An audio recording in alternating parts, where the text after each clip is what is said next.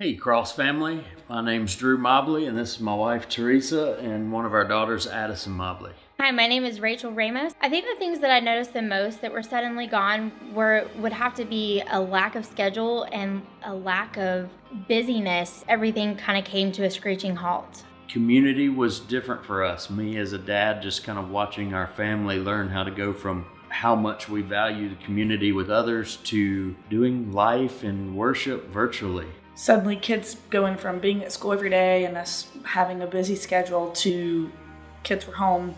How are we going to figure out how to do that? And then in my ministry, that was a challenge for me. Just going from a room full of people and serving people through worship every Sunday to singing and the room being very empty. The biggest thing for me was being at home with my entire family all of the time and having to not only get along, but also grow my relationship with them and learn to love them better. And it was very peaceful.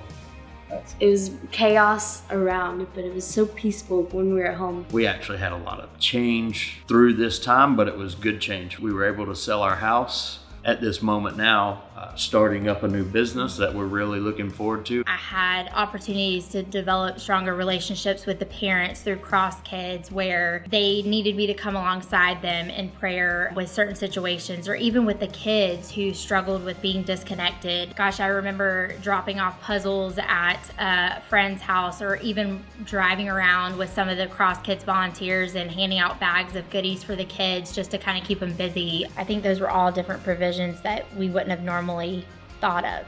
I think learning to not be as anxious and to find that peace in God and not through my parents or my friends, and my happiness too. Evaluate the things in life that I'd taken for granted. Being in community with people and not thinking anything about it, just this is what we did.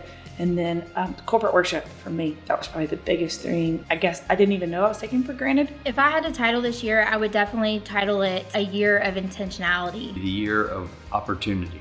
Evaluating. The year of relaxation. My hope for the future and even moving into next year would be that we would continue to press into God every single day, continue to strengthen that relationship, but also to let that intentionality pour into the relationships around us. Really looking forward to just seeing what God's doing. I feel like there was a lot of lines that were blurred that there was clarity on. Thank you so much, Cross family, for listening to our story. I just want to thank all of the volunteers who stuck with us during that crazy time and for continuing to stick with us during this season. We pray that 2021 is a great year for you as well.